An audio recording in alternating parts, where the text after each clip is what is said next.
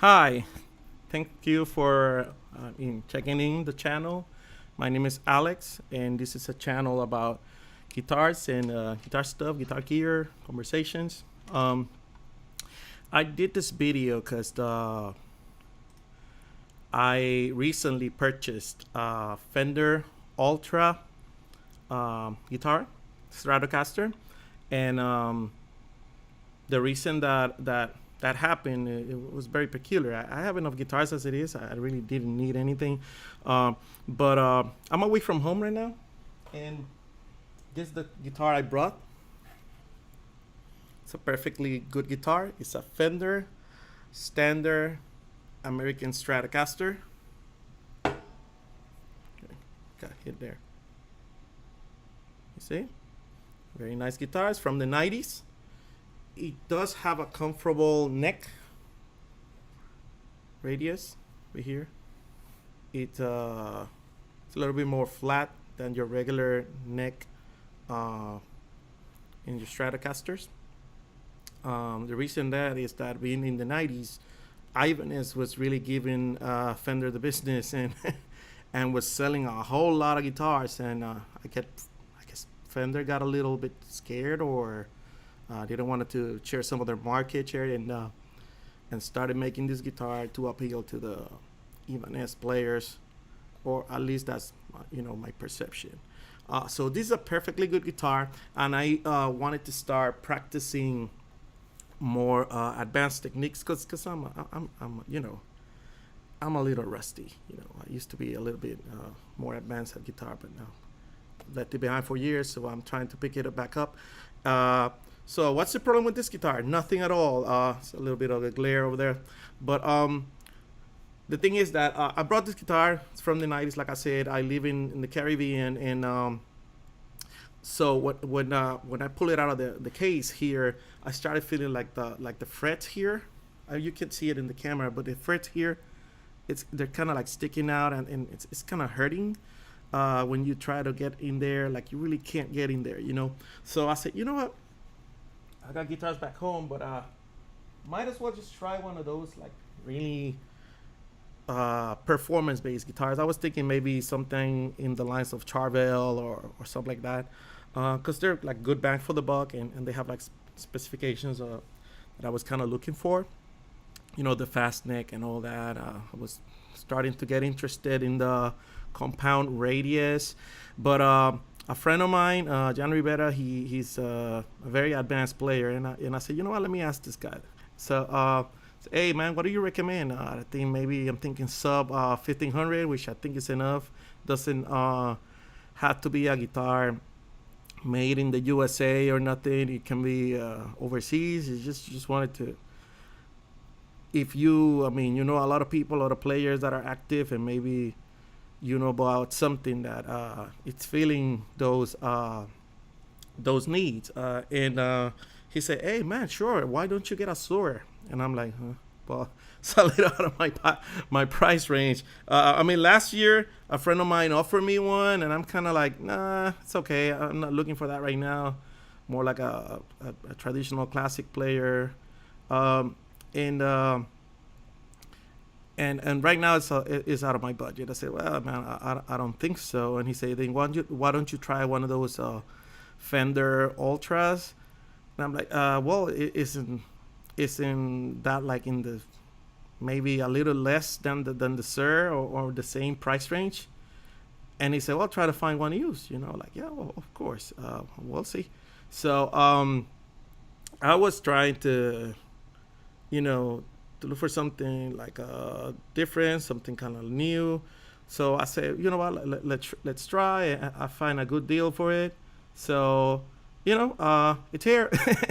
And this video is about are these high-end guitars, are these high-end guitars, or top of the line, or what you call them, this flagship guitars, really worth it, really worth the investment?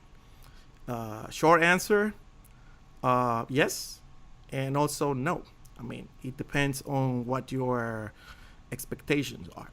So my reason for getting this guitar was because I wanted an instrument that that gave you that high-end feel, that gave you that the least amount of you know, obstacles in your way to try to achieve you know, this high level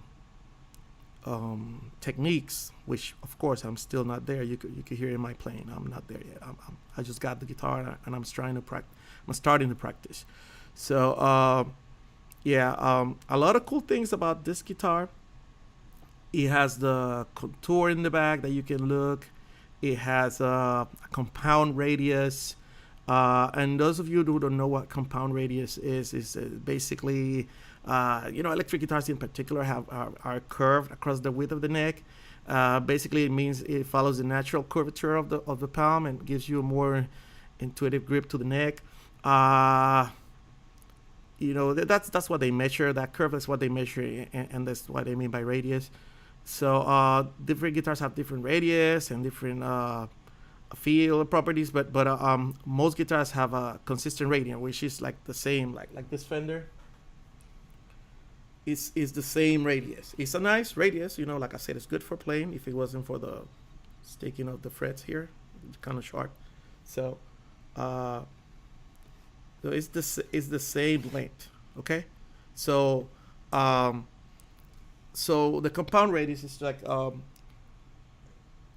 it's consistent radius along the fretboard, so it gives you that nice, that natural curvature, and it's something that's kind of like difficult to explain, but when you get the neck in your hand and you pass across, you feel it.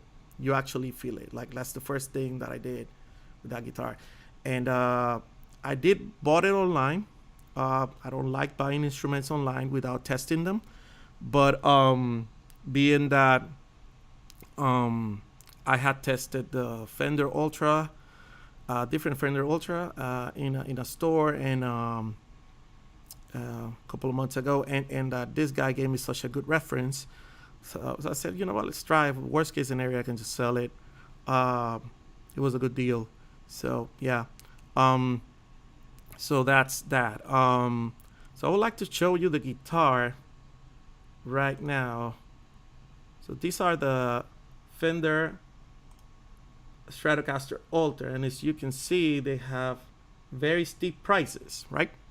They're like 2,200 with taxes, 2,300, 2,200 over there, 2,700, because that's the looks. Yeah, that's the one I have, the looks, right? It's a different one, and you see, they're like in a. I feel like they're in competition with like Sir, because Sir is kind of like this brand that makes guitars, like it's kind of like with the Fender style, but with like more high-end specs. And it's funny because Sir it's kind of like copying Fender. So Sir is copying Fender and trying to do like a better version of Fender, and or more modern version of Fender, or just look like a Fender. You know, that's what I'm saying. But now Fender is going for their market, you know, like the higher end market, and the high specs and the flagships. So yeah, so you can see there the contour over there, the frets. I think they're stainless steel, and I think Fender had never done that before. Scory won with one of them. Yada yada. Yeah, they're gorgeous instruments. They're great instruments. Let me show you my guitar. Show you my guitar, for example. The one I just bought.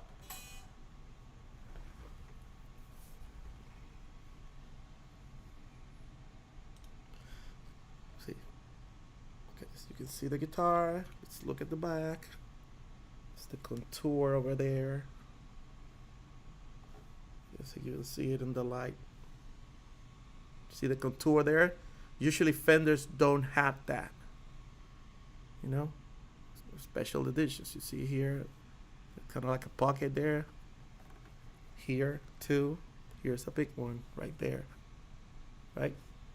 You can put your hand there. It fits better. Now compared to this one,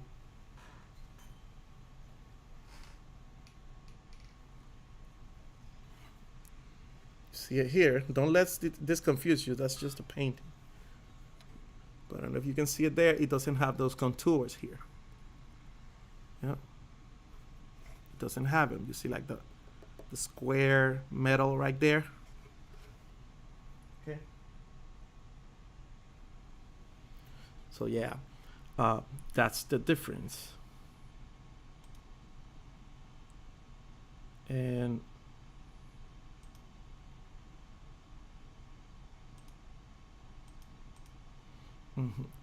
so Fender came up with this line. It's obviously a high-end line with a, with a steep price on it. And the question is it worth it or is it not? Like already I got one. I also have other Fenders. I have Mexican Fenders. I have Squire guitars, and I have a American Fender like that one. I have a Performer, like from a couple of years ago, and I have this American from the 90s. So compared to Sir, I don't know how they compare to Sir. I tried a Sir once. It was my friend's. It was a great instrument. You could feel the quality on it immediately once you grab it. But oh, that's cool. You can change colors. I love that. The green one, that's my favorite. But I don't want to buy a guitar just because of the color. That one looks kind of cool too. Yeah. You can change the fretboard. Like, huh. But I like it like this. Oh yeah. So yeah. Okay, so I don't know how they compare to Fender though. I've heard people saying, "Oh, they're as good as the Sir. It's just a little bit different." Okay, the neck profile on the Sir is a little bit different. Just the measurement.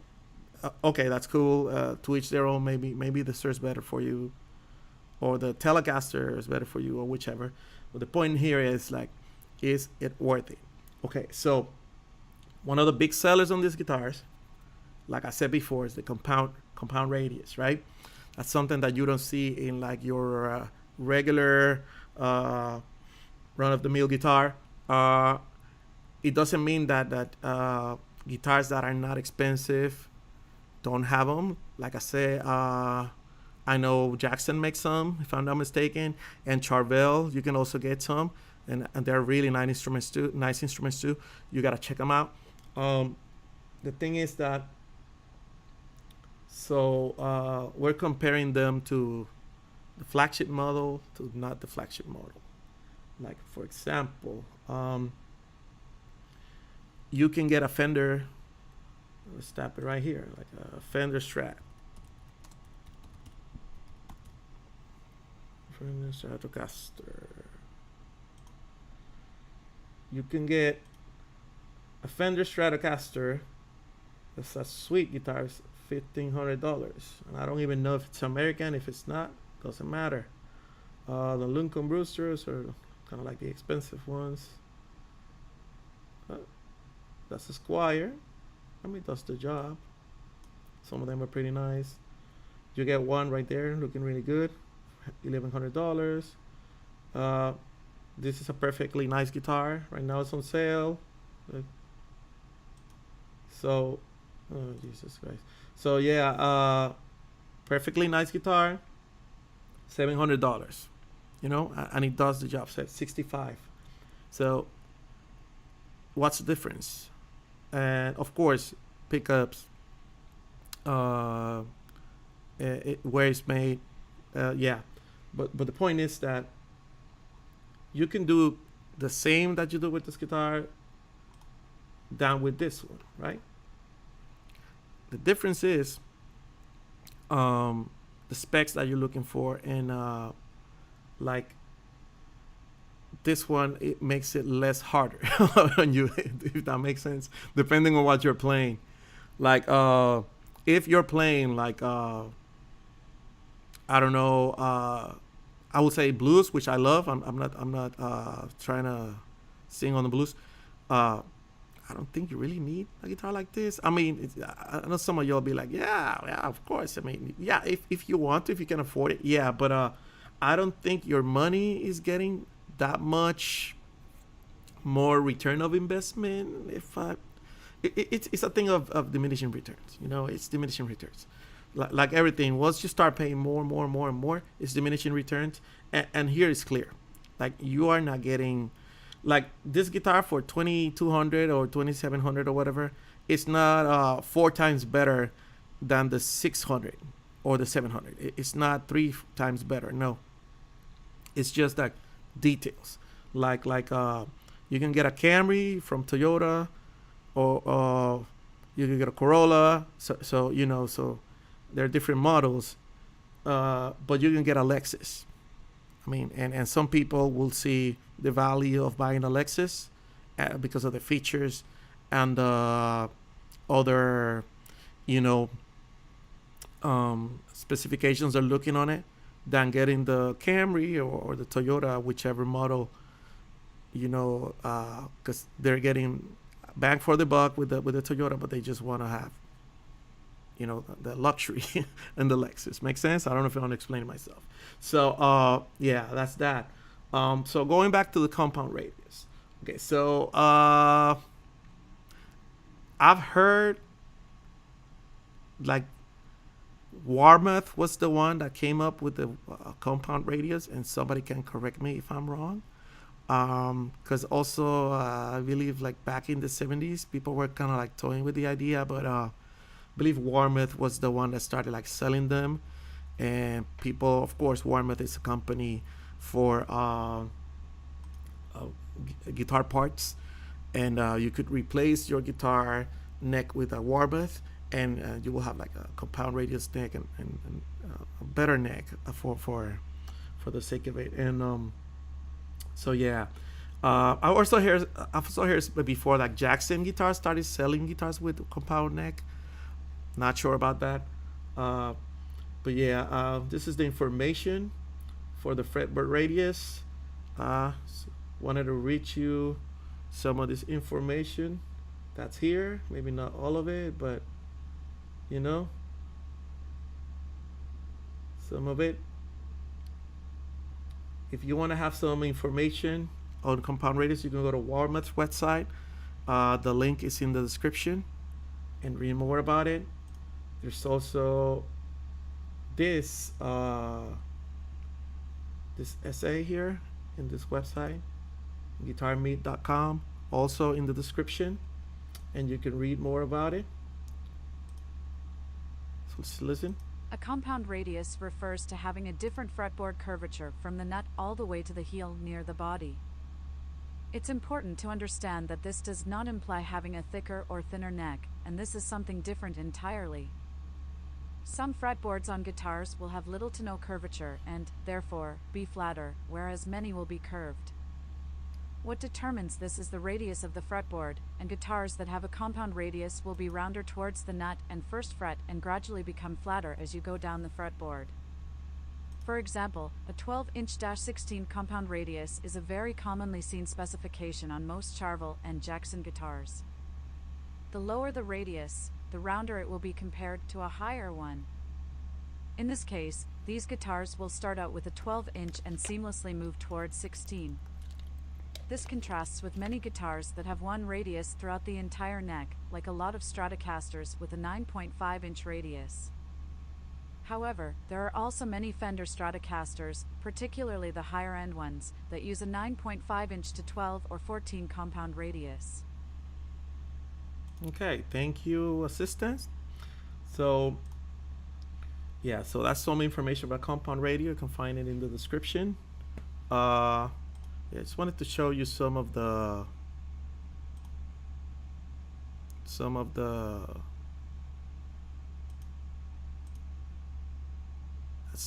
that's the neck in the back.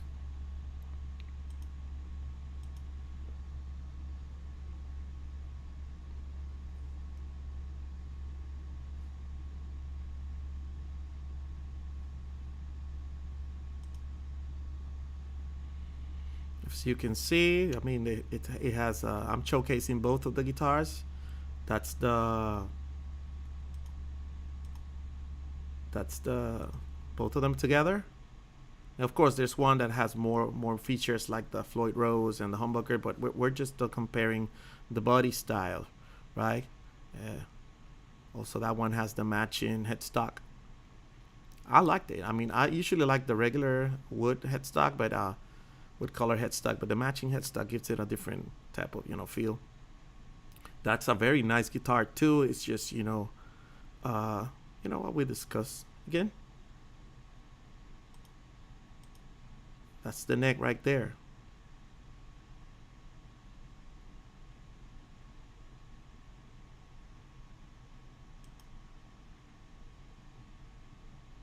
Okay. You can see the neck on the other one. It's been upgraded to locking tuners, but you see it has the same radius and it doesn't have the contours at the end. And of course you can say, well, all the guitars like, I don't know, Harley Benton and Ibanez and everybody else has done the contours on the guitars, but I mean, Fender's so iconic and they sell so many guitars that they pretty much and the Stratocaster is a design, I think it's like the ultimate, like the most advanced, the Stratocaster, when it came out, it was such a huge leap of what it was available that I think, there has been some changes, some important changes to guitar making, but the Stratocaster was like the biggest jump on that regard. So Fender has been selling so many of them that they don't have to like change that much. And also most of the customers, me included, sometimes we just like things like the classic way, and we don't like the changes and everything. So yeah, that's that. Like I said, so what are your thoughts? Do you like the high-end guitars? Do you think it's worth the money? I don't know, like I said, I say depends on what you want it for. If you want a more advanced instrument and more of a soloist feel, and you want to practice your advanced